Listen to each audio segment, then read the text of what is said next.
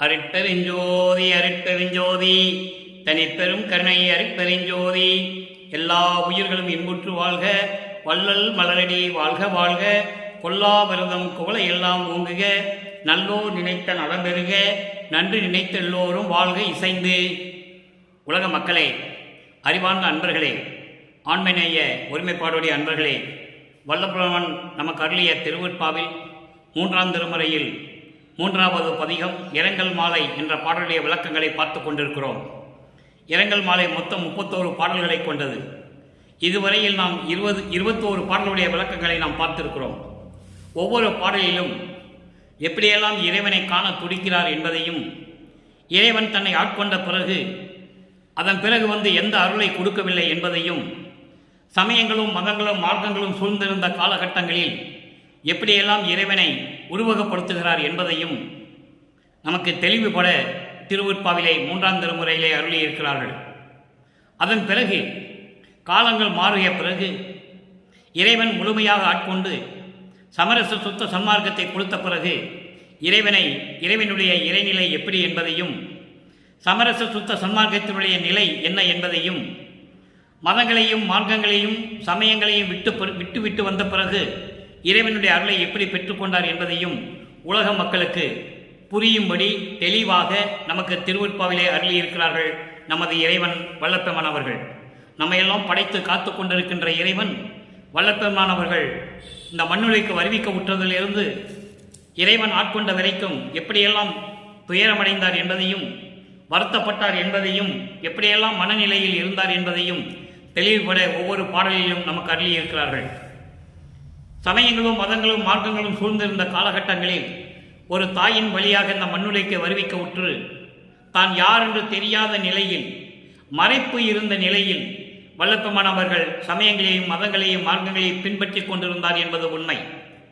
அந்த நிலையில் இருக்கும்போதுதான் எப்படியெல்லாம் இறைவனை சமயங்களிலும் மதங்களிலும் மார்க்கங்களிலும் எப்படியெல்லாம் வழிபட்டார்கள் என்பதையும், சமயக்குறவர்களாகிய திருநாவுக்கரசர், ஞானசம்பந்தர், சுந்தரன், மாணிக்கவாசகர் போன்றவர்களை பற்றி எப்படியெல்லாம் பாடினார் என்பதையும், முருகனை பற்றி எப்படியெல்லாம் பாடினார் என்பதையும் தெளிவுபட நமக்கு அருளியிருக்கிறார்கள். காரணம், அப்போ அவருக்கு சுத்த சன்மார்க்கம் தெரியாது. நீங்கள் நல்லா புரிஞ்சுக்கணும். சின்ன குழந்தையாக இருக்கிறார். குழந்தை இறைவன் வல்லபெருமானவர்களுக்கு சுத்த சன்மார்க்கத்தை பற்றி தெரியாது. சுத்த சன்மார்க்கத்தை மக்களிடம் பரப்புவதற்காகவும், உலக மக்களை எல்லாம் சுத்த சன்மார்க்கத்தில் சேர்த்து நல்ல நிலையில் வாழ வேண்டும் என்பதற்காகவும், எல்லாருமே மரணமில்லா பெருவாழ்வை பெற வேண்டும் என்பதற்காகவும் தான், மக்களிடம் சொல்லுவதற்காகத்தான் இந்த மண்ணுலைக்கு வருவிக்க விட்டார் என்பதுதான் திருவருட்பாவில் நாம் கண்ட உண்மை. இறைவன் எத்தனையோ யுகங்களிலே எவ்வளவோ திருவிளையாடல் செய்திருக்கிறார். இறைவனுடைய கடைசி திருவிளையாடல், கலியுகத்தினுடைய கடைசி திருவிளையாடல், தன் மகனை ஒரு தாயின் வழியாக வருவிக்க செய்து சமரச சுத்த சன்மார்க்கத்தை மக்களிடம் பரப்ப வேண்டும் என்பதற்காகவே ஒரு திருவிளையாடல் நடந்தது. 51 ஆண்டுகள் அந்த திருவிளையாடல். நீங்கள் நல்லா கவனிச்சிக்கணும். வல்லபெருமான் அவர்கள் வருவிக்க விட்டிருந்த 51 ஆண்டுகள் திருவிளையாடல், மகனுக்கும் தந்தைக்கும் உள்ள திருவிளையாடல்கள் எப்படியெல்லாம் மக்களை சமரச சுத்த சன்மார்க்கத்தில் சேர்க்க வேண்டும் என்ற நிலையையும் தெளிவாக நமக்கு அருளியிருக்கிறார்கள். சமரச சுத்த சன்மார்க்கம் என்பது சமயங்களையும் மதங்களையும் மார்க்கங்களையும் சாராதது. இதுக்கு சம்பந்தமே கிடையாது. மதங்களும் சமயங்களும் மார்க்கங்களுக்கும் சம்பந்தமே கிடையாது. இறைவன் உருவாக்கப்பட்ட தனி மார்க்கம், இறைவனுடைய அருளை பெறுவதற்கான தனி மார்க்கம் இறைவனால் உருவாக்கப்பட்டது. மற்ற மதங்களும் சமயங்களும் மார்க்கங்கள் எல்லாம் மனிதர்களாக உருவாக்கப்பட்டது, மனிதர்கள் உருவாக்கியது. அதை நீங்கள் நல்லா புரிஞ்சுக்கணும். இப்போ நாம் பார்க்க வேண்டிய பாடல் 3ஆம் திருமுறை 3வது பதிகம் இரங்கல் மாலை 22வது பாடல். பாடலை நல்லா கவனிங்க. சமயங்களும் மதங்களும் மார்க்கங்களும் சூழ்ந்திருந்த காலகட்டங்களில் எப்படியெல்லாம் இறைவன் இருந்தான் என்பதையும், அதன் பிறகு அருட்பெருஞ்சோதி ஆண்டவர் சமரச சுத்த சன்மார்க்கத்தை நிறுவிய பிறகு எப்படி அதனுடைய நிலை மாறுகிறது என்பதையும் நீங்கள் புரிந்து கொள்ள வேண்டும். 22வது பாடல்.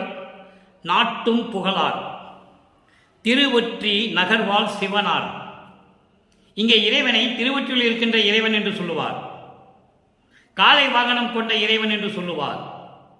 யானையை கொன்று தோலை உரித்து அதன் தோலை ஆடையாக அணிந்த இறைவன் என்று சொல்லுவார். சிவனை மதங்களையும் சமயங்களையும் மார்க்கங்களையும் சார்ந்தவன், எல்லா பற்றுகளையும் உடையவன் சிவன். ஆனால் அருட்பெருஞ்சோதி அப்படி அல்ல. ஆதியும் அந்தமில்லா தோன்றிய அருட்பெருஞ்சோதி எல்லா பற்றுகளையும் நீக்கி சுயமாக தோன்றிய இறைவன். அந்த அருட்பெருஞ்சோதி ஆண்டவருடைய பிள்ளைதான் வள்ளற்பெருமானவர்கள். அப்போ அருட்பெருஞ்சாண்டவர் தன் மகனை செல்வப்பிள்ளை என்று அழைப்பார். செல்வப்பிள்ளை தான் இந்த மண்ணுக்கு வருவிக்கவுற்று வள்ளல் பெருமானார் ஆனார், இறைவனானார் என்பதை நீங்கள் புரிந்து கொள்ள வேண்டும். நாட்டும் புகழா திரிவுற்றி நகர்வாள் சிவனார் நன்மையெல்லாம் காட்டும்படிக்கு மாலையிட்ட கணவர் என ஓர் காசளவில் கேட்கும் அறியேன் தந்த அறியார் கேட்டால் என்ன விளையுமோ, கேட்டால் என்ன விளையுமடி கொட்டு மணிப்பூன் முளையாய் என் குறையை எவருக்கு கூறுவேனே. இந்த பாடல் தன்னை தலைவியாகவும் இறைவனை கணவனாகவும் தலைவனாகவும் உள்ளத்தை தோழியாகவும் வர்ணனை செய்து இந்த பாடலை நமக்கு அருளியிருக்கிறார்கள். உலக மக்களுக்கு எப்படி தெரிவிக்கிறார் என்பதை நீங்கள் புரிந்து கொள்ள வேண்டும். அதாவது, உலக மக்களே, நான் இந்த மண்ணுலகிற்கு இறைவனால் வருவிக்க உற்று 9 ஆண்டுகள் வரையிலும் நான் மறைப்பு நிலையில் இருந்தேன். 9வது ஆண்டில் இறைவன் என்னை ஆட்கொண்ட பிறகு எனக்கு மறைப்பு நிலை நீங்கியது. நீங்கிய பிறகு நான் இறைவனை காண சென்றேன். இறைவன் எனக்கு காட்சி கொடுத்து மறைந்து விடுகிறார். நான் தெருவிலே திருவிழா வீதி வரும்போது, அதாவது இறைவன் பவனி வரும்போது நான் தெருவிலே நின்று கொண்டிருக்கிறேன். என்னை பார்த்தும் பார்க்காதது போல திரும்பி பார்க்காமல் தெருவழியாக ஓடுகிறார். நானும் அவர் பின்னாலே ஓடினேன். ஆனால் அவருடைய ஓட்டத்தை என்னால் பிடிக்க முடியவில்லை. அதன் பிறகு நாரையும் கிளிகளையும் தூது அனுப்பி பார்த்தேன், எந்த பலனும் இல்லை. அதன் பிறகு என்னை ஆட்கொண்டானே தவிர இறைவன் எனக்கு எந்த அருளையும் கொடுக்கவில்லை. என்னை பார்க்கவும் இல்லை, என்னோடு கலந்து கொள்ளவும் இல்லை. எப்படி சொல்றாருன்னு நீங்க கவனிக்கணும். உலக மக்களுக்கு சொல்லுகிறார். ஒரு தோழியிடம் சொல்லுவது போல, உள்ளத்திடம் சொல்லுவது போல ஒவ்வொரு பாடலிலும் இவர் விளக்கமாக நமக்கு அள்ளியிருக்கிறார்கள். காரணம், மக்களுக்கு தெரியப்படுத்த வேண்டும் என்பதற்காக. தன்னுடைய நிலையையும் இறைவனுடைய நிலையையும் தான் எப்படி இறைவனால் வருவிக்க உற்றார் என்பதையும், மறைப்பு நிலையில் இருக்கும்போது எப்படி இருந்தார் என்பதையும், இறைவனை பார்க்க முடியவில்லை என்ற உண்மையையும், அதன் பிறகு சுத்த சன்மார்க்கத்தை பெற்ற பிறகு இறைவனிடம் எப்படியெல்லாம் அருளை பெற்றுக்கொண்டு இறைவன் ஆனார் என்பதையும் உலக மக்களுக்கு தெளிவாக தெரியப்படுத்துகிறார்.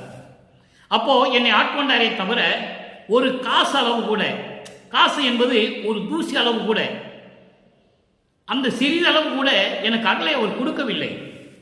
நான் கேட்டால் கூட எனக்கு பயமாக இருக்கிறது. கேட்டும் இல்லை என்று சொல்லிவிட்டால் என்ன செய்வது? அதோடு மட்டுமல்ல, கேட்டால் என்ன விளையுமோ, என்ன நடக்குமோ என்று கூட எனக்கு தெரியவில்லை என்று தோழியிடம் உள்ளத்திடம் சொல்லுவது போல உலக மக்களுக்கு சொல்லுகிறார். இப்படியெல்லாம் நான் பயந்து கொண்டிருந்தேன் என்று சொல்லுவார். அதனுடைய விளைவுதான் பிள்ளை சிறு விண்ணப்பமும் பிள்ளை பெரு விண்ணப்பமும் உருவாயிற்று. நீங்க பிள்ளை பெரு விண்ணப்பத்தில் நம்ம இதுவரைக்கும் விளக்கம் கொடுத்திருக்கிறோம். எப்படியெல்லாம் பயந்தார் என்று சொல்லுவார். நீங்க நல்லா புரிஞ்சுக்கணும். ஏன்னா சமயங்களையும் மதங்களையும் மார்க்கங்களையும் பின்பற்றி கொண்டு இருந்ததனால் திருப்பி இறைவனுடன் நாம் சேரும்போது இப்படியெல்லாம் அருளை கேட்டால் என்ன நடக்குமோ என்று எனக்கு தெரியவில்லை என்று சொல்லுகிறார். என்ன விளையுமடி கோட்டு மணிப்புண், கோட்டு மணிப்புண் முளையாய். முளையாய் என்பது மார்பகங்களை உடைய என்று பொருள். ஆனால் இங்கே முளையாய் என்பது இளம் பெண்ணே, என் தோழியே, கோட்டு மணிப்புண் முளையாய், உயர்ந்த அணிகலன்களை அணிந்து கொண்ட எனது தோழியே, எனது தோழியே, என் குறையை எவருக்கு கூறுவேனே? இந்த குறையை நான் யாரிடம் போய் சொல்லுவேன்? அவன் என் தந்தை, நான் அவனுடைய மகன்.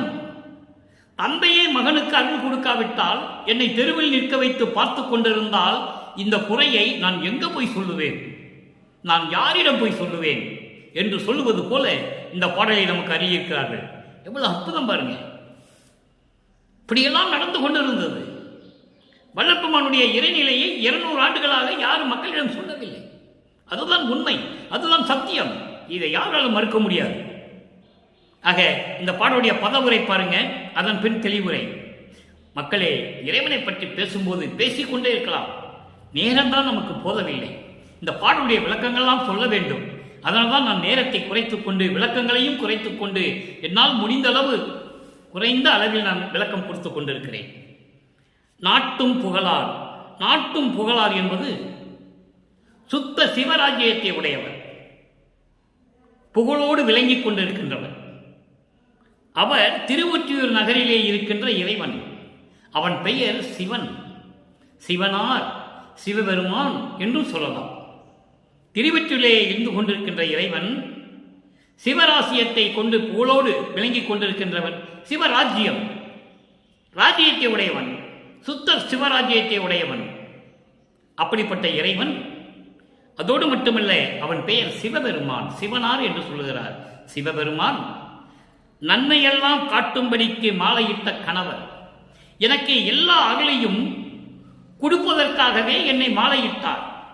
எல்லா அகலையும் எனக்கு கொடுப்பதற்காகவே ஆட்கொண்டார். தன்னை பெண்ணாக உருவப்படுத்தினால் மாலையிட்டு என்று சொல்லுகிறார், இறைவனை கணவன் என்று சொல்லுகிறார். நல்லா புரிஞ்சுக்கணும் நீங்க, இதில் எந்த விதமான குழப்பம் இல்லை. அதனால்தான் தெளிவு கூட நான் இந்த பாடலுக்கு விளக்கம் கூறிக்கொண்டிருக்கிறேன். 6 திருமுறைகளுக்கும் இறைவனுடைய தயவாலையும் கருணையால் விளக்கம் பெற்று உங்களிடம் நான் அந்த விளக்கத்தை கூறிக்கொண்டிருக்கிறேன். நான் தமிழ் இலக்கியம் இலக்கணம் படித்தவன் அல்ல, நான் படித்ததெல்லாம் வேற. ஆக இந்த விளக்கம் இறைவனால் வழங்கப்பட்ட விளக்கம். நல்லா கவனிச்சுக்கிட்டே வரணும் நீங்க. நன்மையெல்லாம் காட்டும்படிக்கு மாலையிட்ட கணவர். எனக்கு எல்லா அகலையும் கொடுப்பதற்காகவே என்னை ஆட்கொண்டவர். அதோடு மட்டுமல்ல, ஆட்கொண்டாரை தவிர எந்த விதமான சிறிது அளவு கூட, ஒரு துரும்பு அளவு கூட, ஒரு சின்ன காசு அளவு கூட நான் அருளை அவரிடம் கேட்டதில்லை. கேட்டாலும் அதனால் என்ன விளைவு வருமோ என்று நான் பயந்து கொண்டிருக்கிறேன். அதனால் அவரும் அருளை கொடுக்கவில்லை, நானும் கேட்கவில்லை. என்னை அவர் பார்த்து கொண்டு ஓடிக்கொண்டிருக்கிறார். நின்று என்னவென்று கூட என்னிடம் பேசுவதில்லை. என்ன விளையுமடி, என்ன விளையுமோ தோழி, உயர்ந்த அணிகளை அணிந்து கொண்டு அழகாக விளங்கிக் கொண்டிருக்கின்ற இளம் மங்கையே, இளம் பெண்ணே, என் தோழியே, இந்த குறையை நான் யாரிடம் போய் சொல்லுவேன் என்று சொல்லி இந்த பாடலை நமக்கு அறிவிக்கிறார்கள். இந்த விளக்கத்தை கோர்வையாக சொல்லுகிறேன். இப்ப வரி வரியாக சொன்னேன், கோர்வையாக சொல்லுகிறேன். சுத்த சிவராஜ்யத்திலே ஆண்டு கொண்டிருக்கின்ற இறைவன், புகழோடு விளங்கிக் கொண்டிருக்கின்ற இறைவன், திருவொற்றியூரிலே விளங்கிக் கொண்டிருக்கின்ற இறைவன், அவர் பெயர் சிவபெருமான். எனக்கு எல்லா அருளையும் கொடுப்பதற்காகவே என்னை ஆட்கொண்ட இறைவன், மாலையிட்ட இறைவன், என் கணவர். மாலையிட்ட இறைவன் ஒரு சிறிது அறிவு கூட அருளை கொடுக்கவில்லை, நானும் கேட்டதில்லை, அவரும் கொடுத்ததில்லை. அந்த அறியார் என்று சொல்கிறார். அவரும் கொடுத்ததில்லை. நான் கேட்டால் என்ன விளைவு வருமோ, என்ன நடக்குமோ என்று நான் பயந்து கொண்டிருக்கின்றேனே தோழி. அழகான விலை உயர்ந்த அணிகளை அணிந்து கொண்டிருக்கின்ற இளம் மங்கையே, இளம் பெண்ணே, என் தோழியே, என் உள்ளமே, இந்த குறையை நான் யாரிடம் போய் சொல்லுவேன், எப்படி உரைப்பேன் என்று சொல்லி இந்த பாடலை நமக்கு அறிவிக்கிறார்கள். இப்ப இந்த பாடலில் கூறப்பட்ட 3 நிலைகள். இறைவன் சமரச சுத்த சன்மார்க்கத்தை பெற்ற பிறகு அவருடைய நிலை என்ன, எப்படியெல்லாம் இறைவன் ஆட்கொண்டார், சுத்த சன்மார்க்கத்தை எப்போது பெற்றுக்கொண்டார், அந்த உண்மைகளை எல்லாம் நாம் பார்க்க போகிறோம். நன்றாக கவனியுங்கள். நாட்டும் புகழார் திருவொற்றியூர் சிவனார் என்று ஒரு நிலை சொல்லுகிறார். திருவொற்றியூரில் இருக்கின்ற இறைவன் சிவபெருமான் என்று சொல்லுகிறார். இதே நிலை சத்தியஞான சபையில் விளங்கிக் கொண்டிருக்கின்ற அருப்பெருஞ்சோதி என்று சொல்ற நிலையை நாம் பார்க்க போகிறோம். இரண்டாவது, அதாவது நன்மைகளை எல்லாம் காட்டும்படி எனக்கு மாலையிட்ட கணவர் என்று சொல்லுவார். ஆட்கொண்டாரை தவிர அருளை கொடுக்கவில்லை என்று சொல்லுவார். அப்போ சமரச சுத்த சன்மார்க்கத்தை பெற்ற பிறகு இறைவனிடம் எப்படி அருளை பெற்றுக் கொண்டார் என்பதை உலக மக்களுக்கு தெரியப்படுத்த வேண்டும். 1ஆம் திருமுறையிலிருந்து 4ஆம் திருமுறை வரைக்கும் இருக்கிற பாடல்களுக்கு நிறைவான விளக்கம், முடிவான விளக்கம் சமரச சுத்த சன்மார்க்கத்தில் வருகிறது. அதைதான் ஒப்பிட்டு சொல்லிக் கொண்டிருக்கிறோம். அதை நீங்கள் நன்றாக புரிந்து கொள்ள வேண்டும். என்றாலும் ஓர் காசளவில் கூட அருளை கொடுக்கவில்லை, நானும் கேட்கவில்லை, அவரும் கொடுத்ததில்லை. கேட்டால் என்ன ஆகுமோ என்று பயந்து கொண்டிருக்கிறேன் என்று சொல்லி 3வது நிலையை சொல்லுகிறார். இந்த 3 நிலைகளுக்கும் 6ஆம் திருமுறையில் எந்தெந்த பாடல்களில் விளக்கம் இருக்கிறது என்பதை இறைவனுடைய வள்ளல் பெருமானுடைய வழிகாட்டுதலின்படி அந்த விளக்கத்தை நான் உங்களுக்கு சொல்லிக் கொண்டிருக்கிறேன். 6ஆம் திருமுறை பிள்ளை சிறு விண்ணப்பம். இதுவரை நாம் பெரு விண்ணப்பத்திலே பார்த்தோம். இந்த பாடலுக்கு சிறு விண்ணப்பத்திலே ஒரு விளக்கம் இருக்கிறது.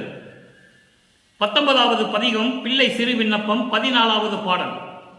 சமயங்களையும் மதங்களையும் மார்க்கங்களையும் சார்ந்திருந்த போது எப்படியெல்லாம் அவருடைய நிலை இருந்தது, மறைப்பு நிலை இருந்தது, அதெல்லாம் இருக்கும்போது எப்படியெல்லாம் இருந்தார் என்பதை இந்த விண்ணப்பத்திலே சொல்லி இறைவனிடம் முறையிடுகிறார்.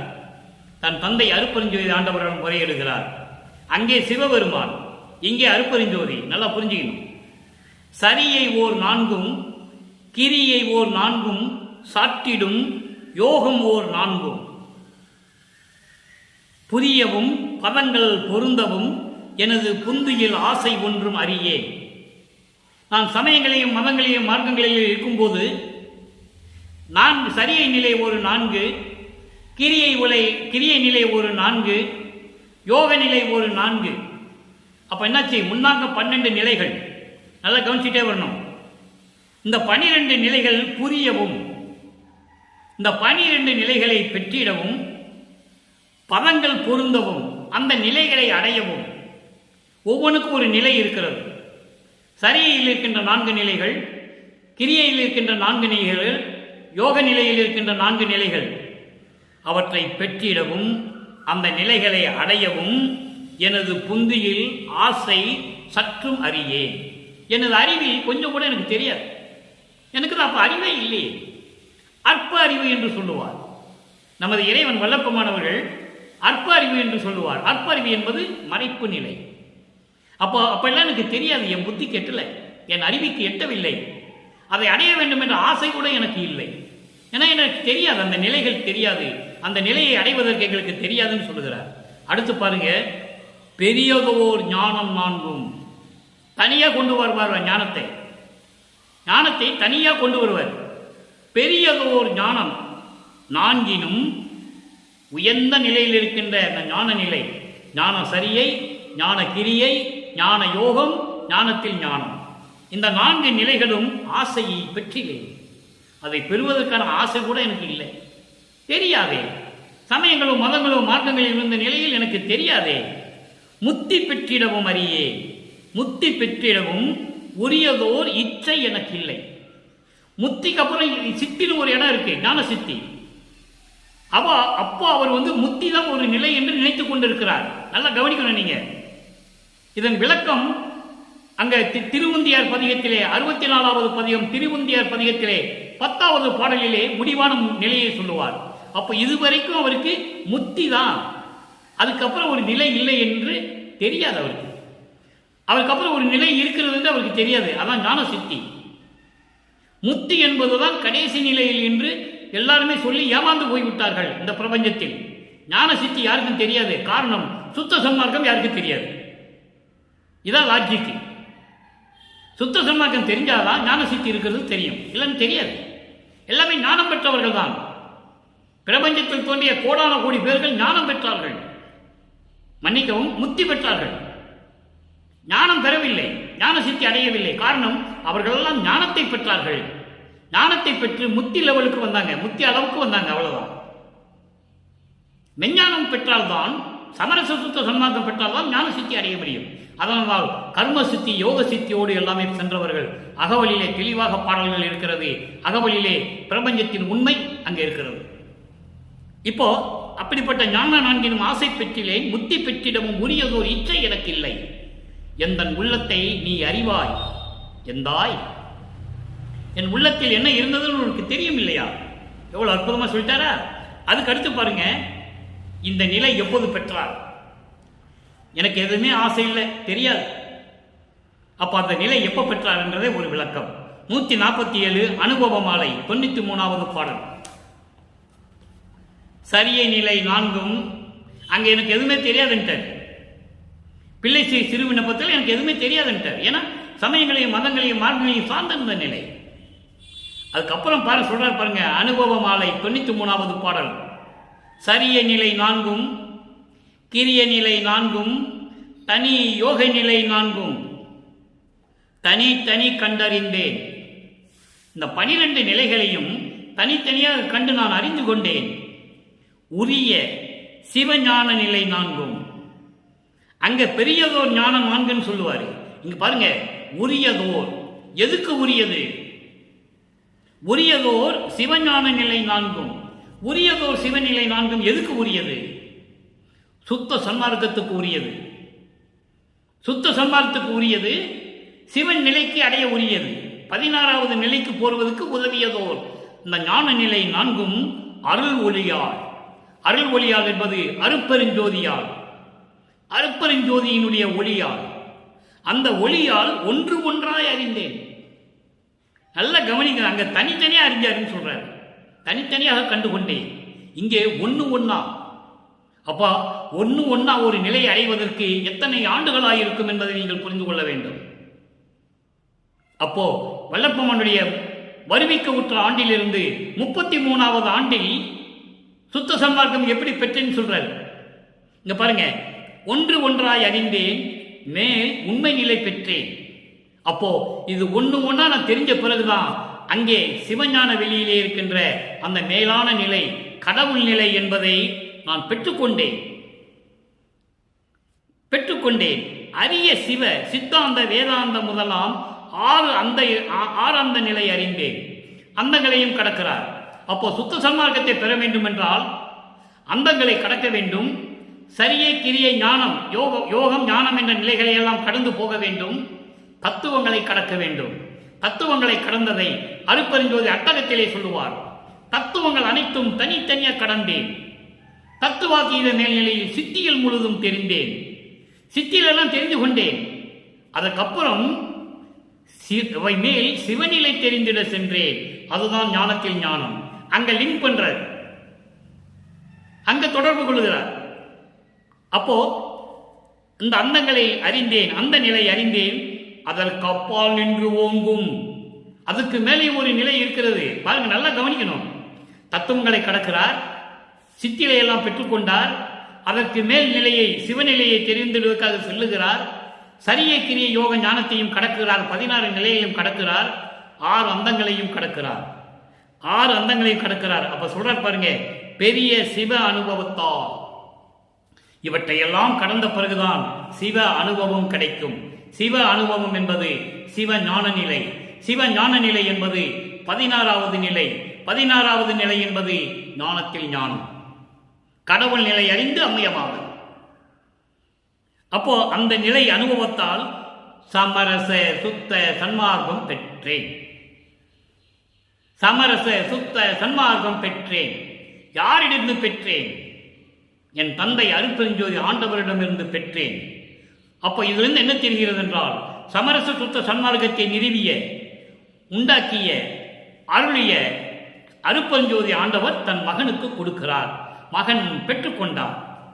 சமரச சுத்த சன்மார்க்கத்தை பெற்றேன், இங்கு இறைவாமை உற்றேன். இப்பொழுது இந்த மண்ணுலகிலே அருட்பெருஞ்சோதி ஆண்டவரால் என் தந்தையினால் ஒரு தாயின் வழியாக இந்த மண்ணுலைக்கு வருவிக்கூற்ற பிறகு, சமரச சுத்த சன்மார்க்கத்தை பெற்ற பிறகு இலவாமை உற்றேன். கான் தோழி, தோழியிடம் சொல்வது போல, உள்ளத்திடம் சொல்லுவது போல உலக மக்களுக்கு தெரிவிக்கிறார். அற்புதமான பாடல், அற்புதமான உண்மை. அப்போ இலவாமை உற்றேன். ஒருவன் இறக்காமல் இருக்க வேண்டும் என்றால் பிறக்காமல் இருக்க வேண்டும். பிறப்பும் இறப்பும் இல்லாமல் இருக்க வேண்டும் என்றால் சமரச சுத்த சன்மார்க்கத்தில் இருக்க வேண்டும்.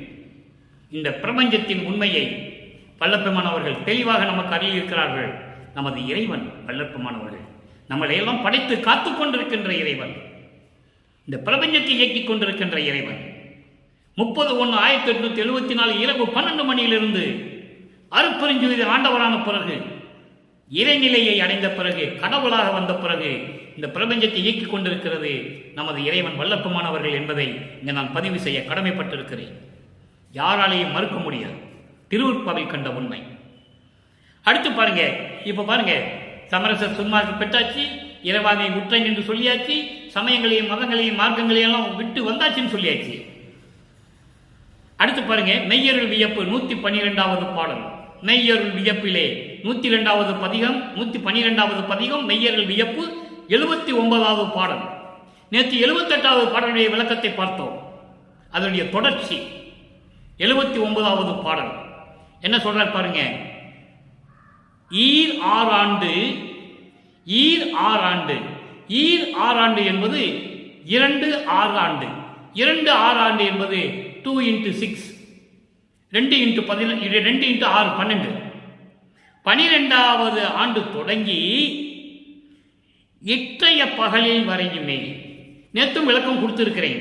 இற்றைய பகல் வரை என்பது சமரச சுத்த சன்மார்க்கத்தை பெறும் வரையில், இறைவனிடமிருந்து என் தந்தையிடமிருந்து சமரச சுத்த சன்மார்க்கத்தை பெறும் வரைக்கும் 12 ஆண்டு தொடங்கி 9வது ஆண்டில் ஆட்கொண்ட பிறகு எவ்வளவு துன்பங்கள் பட்டான் என்று நம்ம இரங்கல் மாலையிலே பார்த்து கொண்டிருக்கிறோம்.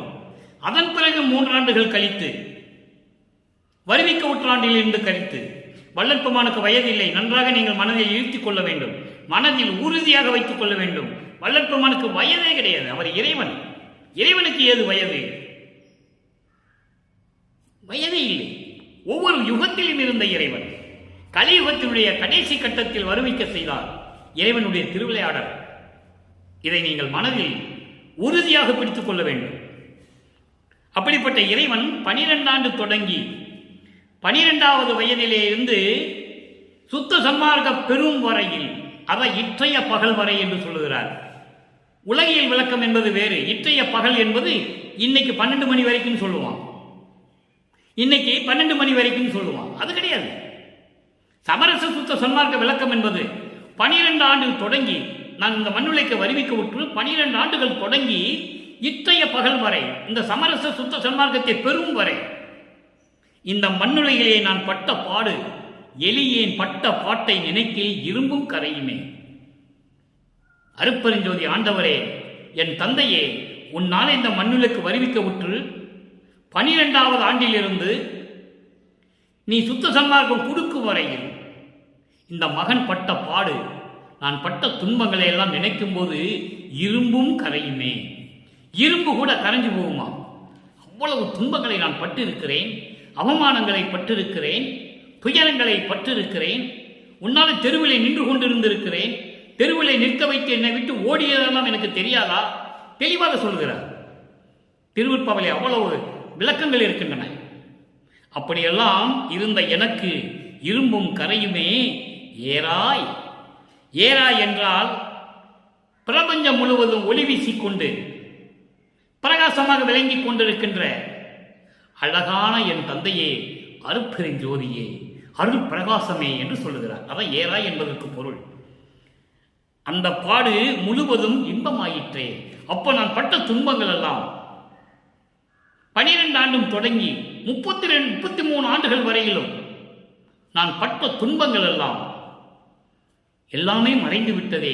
எல்லாம் முழுவதும் இன்பமாயிற்றே. எல்லாம் பேரின்பமாக முடிந்து விட்டதே. இறைவா, நின் மெய்யருள் இங்கு எனக்கு சொந்தமாயிற்றே. அருட்பெருஞ்சோதி ஆண்டவரே, என் தந்தையே, உன்னுடைய உண்மையான இந்த அருள், நீ எனக்கு கொடுத்த அருள் என்ன அருள்? ஏமசித்தியை பெறுவது, சாக கல்வியை கொடுத்தது, ஏமசித்தியை கொடுத்தது, தத்துவங்களை கடக்க செய்தது, சரிய கிரிய யோக ஞானம் என்ற நிலைகளெல்லாம் கடக்க செய்தது, அந்தங்களை கடக்க செய்தது, சிவஞான வெளியிலே இருக்கின்ற அந்த கடவுள் நிலையை எனக்கு கொடுத்தது. இப்படியெல்லாம் இந்த அருளெல்லாம் இங்கு எனக்கு சொந்தமாயிற்றே. உன்னாலே வருவிக்க உற்று இந்த மண்ணுலகிலே இப்பொழுது எனக்கு சொந்தமாகிவிட்டது, வேற யாருக்கும் கிடையாது என்று சொல்கிறார். அடுத்து ஒரு நிலை பாருங்க. அருள் விளக்க மாலை. அருள் விளக்க மாலை 22வது பாடல். இங்கே இருக்கின்ற 22வது பாடலுக்கு, இன்று நாம் பார்த்த இரங்கல் மாலை 22வது பாடலுக்கு அருள் விளக்க மாலையிலே 22வது பாடலிலே ஒரு விளக்கம். ஒவ்வொரு பாடலிலும் 6ஆம் திருமுறையிலே ஒவ்வொரு பதியத்திலும் தொடர்பு கொண்டு சொல்லி இருக்கிறார். ஒரே பாடல்ல எல்லாமே சொல்லல. அங்க சரிய கிரிய யோக ஞானத்தை சொல்லிட்டாரு ஒரு பாடல்ல, அனுபவ மாலையில. இப்படி ஒவ்வொரு பாடலிலும் ஒரு விளக்கம் கொடுத்திருக்கிறார், ஒவ்வொரு நிலையை கூறியிருக்கிறார். இங்கே அருள் விளக்க மாலையிலே ஒரு விளக்கம். 22வது பாடல் இறைவனுடைய இறைநிலையை கூறுதல். அருட்பெருஞ்சோதி ஆண்டவருடைய இறைநிலை எப்படி இருக்கிறது? அந்த இறைவன் எந்த நிலையில் இருக்கிறார், எப்படி இருக்கிறார்? அங்கே என்ன சொல்லுவார்? இரங்கல் மாலையிலே காலை மீது வருகின்ற இறைவன், திருவொற்றியூரில் இருக்கின்ற இறைவன், இப்படியெல்லாம் சொல்லிக் கொண்டு போவார். இங்கே அருட்பெருஞ்சோதியை எப்படி சொல்கிறார் என்பதை நீங்கள் பார்க்க வேண்டும். காரணம், சமயங்களையும் மதங்களையும் மார்க்கங்களையும் இருந்த சிவபெருமான் எல்லாவற்றையும் விட்டு தள்ளிவிட்டு சுத்த சன்மார்க்கத்தை மகனிடம் கொடுக்கும்போது அருட்பெருஞ்சோதி ஆகிறார். இந்த நிலைகளை நீங்கள் நன்றாக புரிந்து கொள்ள வேண்டும். சிவபெருமானும் அருட்பெருஞ்சாண்டவரும் சமம் இல்லை, ரெண்டு பேரும் ஒன்றும் கிடையாது. ஆனால் நிலைகள், கடவுள் நிலை உண்டு. சிவபெருமான் என்ற இறைவன் சுத்த சன்மார்க்கத்துக்கு வரும்போது அருட்பெருஞ்சோதி, அவ்வளவுதான். அதை நீங்கள் புரிந்து கொள்ள வேண்டும். 8 எண் என்றால் மயங்கிய எந்தனக்கே, 8 எண் என்றால் மயங்கிய எந்தனக்கே. ஒவ்வொரு வரியா விளக்கம் சொல்றேன், நல்லா கவனிச்சுக்கங்க. 8 எண் என்றால் மயங்கிய எந்தனக்கே. 8 என்ன என்று கூட எனக்கு மயங்கிய நிலையில் இருந்த எனக்கு மட்டும் திருவிற்பவளை தெளிவாக வளர்ப்பவன் சொல்லுவார், எனக்கே எனக்கே என்று சொல்லுவார். அதுக்கு என்ன பொருள் என்றால், இந்த பிரபஞ்சத்தில் எனக்கு மட்டும், வேற யாருக்கும் கிடையாது. 8 எண் என்றால் மயங்கிய எந்தனக்கே. 8 என்று தெரியாத நிலையில், என்னவென்று தெரியாத நிலையில் மயங்கிய இருந்த எனக்கு மட்டும் எட்டாத நிலையெல்லாம் எட்டுவித்த குருவே. இந்த 8 என்பது 8 என்பது அகரம், 2 என்பது உகரம். இந்த 8 சேர்ந்துதான் யகரம் 10. யகரம் என்பது 10. யகரம் என்பது உடல், பூத உடல். அதை பிரித்து வளர்ப்பவன் சொல்வார். அந்த விளக்கெல்லாம் சொல்ல வேண்டுமானால் நமக்கு நேரம் பற்றாது, பாடுடைய விளக்கம் சொல்ல முடியாது. இப்போ 8 என்ன என்றால் தெரியாமல் மயங்கிய எனக்கு மட்டும் எட்டாத நிலையெல்லாம், யாரும் அடைய முடியாத நிலை. பிரம்மன், திருமால், ருத்திரன் முதல், பத தலைவர்கள் முதல், மண்டலாதிபதிகள் முதல், சித்தர்கள், சித்திகள் யாராக இருந்தால் சரி, யாரும் எட்ட முடியாத நிலை, அடைய முடியாத நிலையெல்லாம் என்னை அடைய வைத்த என் குருவே. அதுதான் 16வது நிலை, அதுதான் ஞானத்தில் ஞானம். அப்படிப்பட்ட நிலையை கொடுத்த என் குருவே, சுட்டு 2 காட்டாதே துரிய நிலை நடுவே சுகமாய் விளங்குகின்ற சுத்த பரம்பொருளே. இறைவனுடைய நிலையை சொல்லுகிறார். அருட்பெருஞ்சோதி ஆண்டவர் ஆன பிறகு எப்படி இருக்கிறாரா இறைவன், அதை சொல்ற. அப்படியெல்லாம் இருக்கின்ற நிலை சுத்த பரம்பொருளை, அதாவது சுட்டு 2 காட்டாதே. சுட்டு 2 காட்டாதே என்றால், இந்த சமயங்களையும் மதங்களையும் மார்க்கங்களையும் சார்ந்திருந்த காலகட்டங்களில் அதனுடைய வேறுபாடுகள், முரண்பாடுகள், அதனுடைய விளக்கம் என்னவென்றால், முரண்பாடுகள் என்பது, வேறுபாடுகள் என்பது, இப்போ சமயங்கள் எடுத்துக்கங்க. சமயங்கள் இருக்கின்ற, சைவ சமயத்தில் இருக்கின்ற முரண்பாடுகள், எல்லா சிவன் கோயில்லையும் எல்லா இடத்துலையும் ஒரே மாதிரியான வழிபாடு கிடையாது. ஒருத்தன் லிங்க வச்சு கும்பிடுவான், ஒருத்தன் சூலாயுதத்தை வச்சு கும்பிடுவான். இப்படி பல நிலைகள் உண்டு. ஆனால் வழிபாடுகளும் வேற வேற. இப்படி இதையெல்லாம் விட்டு இதையெல்லாம் காட்டாது, அதையும் காட்டாது, இந்த வேறுபாடுகளையும் நீக்கிவிட்டு துரிய நிலை நடுவே. துரிய நிலை என்பது கடவுள் நிலை, கடவுள் நிலை என்பது சிவஞான வெளி, அதான் 16வது நிலை. அந்த நிலையில் இருக்கின்ற நடுவில் சுகமயமாய் விளங்குகின்ற, பேரின்பமாய் விளங்குகின்ற, சமயங்களையும் மதங்களையும் மார்க்கங்களையும் எல்லாம் ஒழித்து விட்டு, அதோடு மட்டுமல்ல அதனுடைய முரண்பாடுகள், சங்கற்ப விகற்பங்கள், வழிபாட்டு முறைகள், திருநூறு பூசுவது, இதுன்னு சொல்லுவாங்கன்னா அந்த அபிஷேகம் பண்ணுவது, பூமாலை போடுவது, கற்பூரம் வீதுபத்தி கொளுத்துவது, இந்த இலைகளெல்லாம் இல்லாமல், அந்த 2 இல்லாமல், சமயங்களும் மதங்களும் மார்க்கங்களும் இல்லாமல், அதில் கூறப்பட்ட சங்கற்ப விகற்பங்களும் இல்லாமல், இதையெல்லாம் விட்டு துரிய நிலை நடுவே விளங்குகின்ற, பேரின்பமாய் விளங்குகின்ற சுத்த பரம்பொருளை. சுத்த பரம்பொருளை என்பது அருட்பெருஞ்சோதி ஆண்டவரே, சுத்த சன்மார்க்க தலைவனே, சுத்த சன்மார்க்க பரம்பொருளே, அருட்பெருஞ்சோதி ஆண்டவரே. இறைவனை எப்படி சொல்றார் பாருங்க. மட்டு இது என்று அறிவதற்கு மாட்டாதே மறைகள் மௌனமுற பரம்பரத்தை வயங்குகின்ற ஒளியே. அதாவது மட்டு இது என்று அறிவதற்கு மாட்டாத மறைகள். மறைகள் என்றால் வேதங்கள். வேதங்கள் இறைவனுடைய நிலை என்ன என்று தெரியாமல் முடித்துக் கொண்டிருக்கின்றன. புலம்பிக் கொண்டிருக்கின்றன. அப்படி இறைவனை பார்க்க முடியாத இயலாமை நிலையில் இருக்கின்றார்கள். யாரு? வேதங்கள். இதை மகாதேவ மாலையிலே அருமையாக சொல்லுவார். இந்த பிரம்மனும் ருத்திரனும் இவங்கெல்லாம் என்ன பண்றாங்க? வேதங்களை பார்க்க செல்ல, அதாவது வேதங்கள் இல்லை, இறைவனை பார்க்க செல்ல பார்க்க முடியாமல் வந்து கொண்டிருக்கிறார்கள், புலம்பிக் கொண்டிருக்கிறார்கள். உருத்திரர், பிரம்மர், விண்ணோர், வேந்தர், உருகரடர், இயக்கர், பூதர், இது எல்லாம் என்ன பண்றாங்கன்னா இறைவனை பார்ப்பதற்கு போறாங்க. இறைவனை பார்க்க முடியவில்லை, புலம்பிக் கொண்டு திரும்பி வருகிறார்கள். தனித்தனியே சென்று வேதங்களை வினவ மற்றவையும் காணோம் என்று வருத்தமுட்டு அங்கு புலம்பி நின்ற வேதங்கள். அதை மகாதேவமல்லியே சொல்றாரு. அதான் இங்க சொல்றாரு, ஒரே வரியில சொல்றாரு, மட்டு இது என்று அறிவதற்கு மாட்டாதே மறைகள். இறைவனுடைய நிலையை தெரிய முடியாத, அந்த நிலைகளை அறிய முடியாத இந்த வேதங்கள் எல்லாம் மௌனம் உற ஒன்னு பேச முடியாம மௌனமாவே இருக்கின்றாங்க. அப்படிப்பட்ட இறைவன் எங்க இருக்கிறாராம்? பரம்பரத்தை விளங்குகின்ற ஒளியே. பரம்பரம் என்பது பரம்பர வெளி. பரம்பர வெளி என்பது பிரவண தேகத்துக்குரியது. பரவெளி சுத்த தேகத்தை உடையது, பரம்பர வெளி பிரமண தேகத்துக்கு உடையது, பராபர வெளி ஞான தேகத்தை உடையது. அப்ப அந்த பரம்பர வெளியில் இருக்கின்ற விளங்குகின்ற அருட்பெருஞ்சோதியே தடையறியா திருப்பொதுவில் தை நடல் செய்ய அரசே.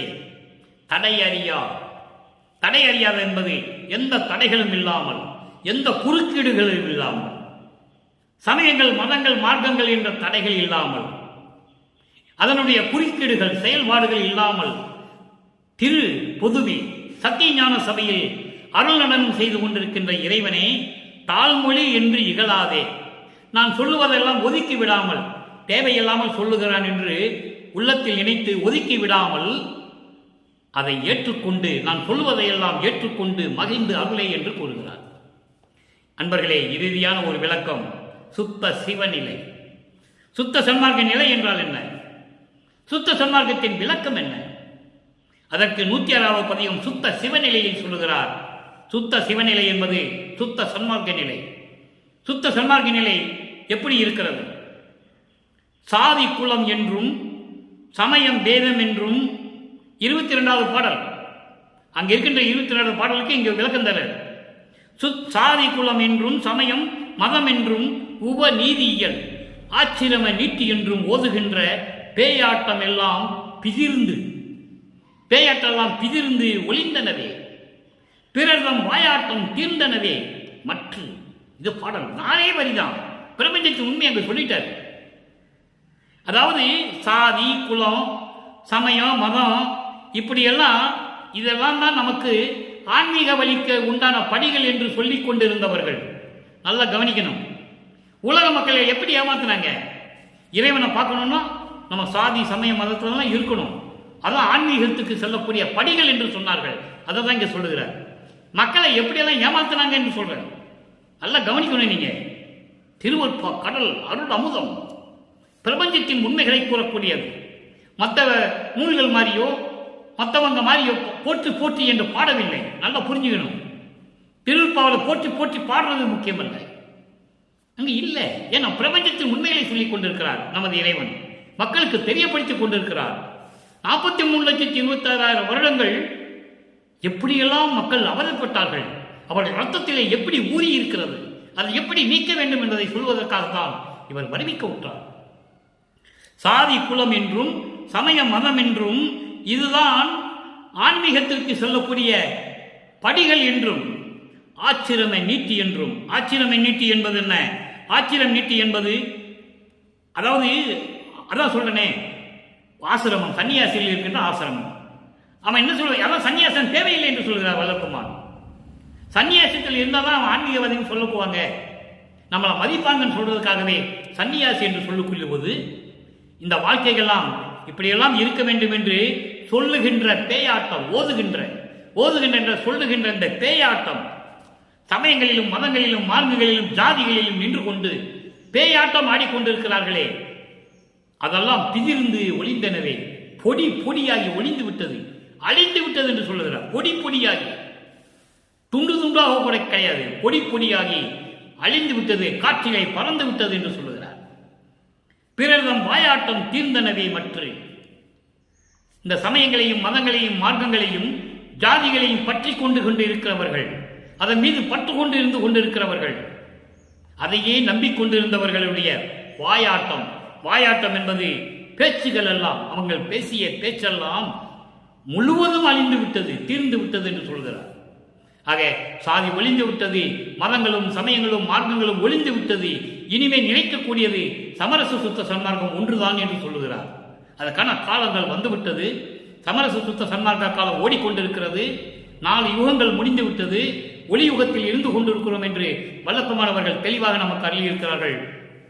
எனவே இன்று நாம் பார்த்த பாடுடைய விளக்கம் உங்களுக்கு புரிந்திருக்கும் என்று இந்த வள்ளலார் ஊழியன் கருதுகிறேன். 2ஆம் திருமுறையில் இருக்கின்ற பாடல்கள் எல்லாம் எப்படி இருக்கிறது விளக்கம், அதன் பிறகு சுத்த சன்மார்க்கத்தை பெற்ற பிறகு அப்போ நமது இறைவன் வல்லப்பமான் அவர்கள் மறைப்பு நிலையில் இருந்தார் என்பதையும், ஏனென்றால் இது சொல்ல வேண்டிய காலத்தில் இருக்கிறோம். 200 ஆண்டுகளாகவே வல்லப்பமான் வருவிக்க விட்டு 200 ஆண்டுகளாகவே வல்லப்பமானை சமயங்களிலும் மதங்களிலும் இருந்து கொண்டு இருந்தாரே சொன்னார்களே தவிர, அதன் பிறகு இறைவன் ஆட்கொண்ட பிறகு எப்படி இறைவனானார் என்பதை யாரும் சொல்லவில்லை. அதை வல்லப்பமான் திருவருட்பாலை தெளிவாக நமக்கு அறிவிக்கிறார்கள் என்பதை கூறி, அப்படிப்பட்ட இறைவனை சுத்த சன்மார்க்க சங்கத்தினுடைய இறைவன் அருட்பெருஞ்சோதி ஆண்டவரையும், அருட்பெருஞ்சோதியே ஆண்டவரான வல்லப்பமானையும் சுத்த சைவ நிலையில் இருந்து கொண்டு கொலையும் புலையும் தவிர்த்து வீட்டிலே அமர்ந்து கொண்டு மண் அகல் விளக்கிலே தீபமேற்றி அருட்பெருஞ்சோதி தனிப்பெருங்கனை அருட்பெருஞ்சோதி என்ற மகாமந்திரத்தை உச்சரித்து இறைவனுடைய அருளையும் செல்வங்களை எல்லாம் பெற்றுக்கொண்டு நீங்கள் நோயற்ற வாழ்வில் இந்த வையகத்தில் வாழ்வாங்கு வாழ வேண்டும் என்று வாழ்த்தி, இறைவனுடைய தயவாலையும் கருணையாலையும் வாழ்த்தி இந்த வள்ளலார் ஊழியன் விடைபெறுகிறேன். மீண்டும் நாளை சந்திப்போம். நன்றி, வணக்கம். அருட்பெருஞ்சோதி தனிப்பெரும் கருணை அருட்பெருஞ்சோதி.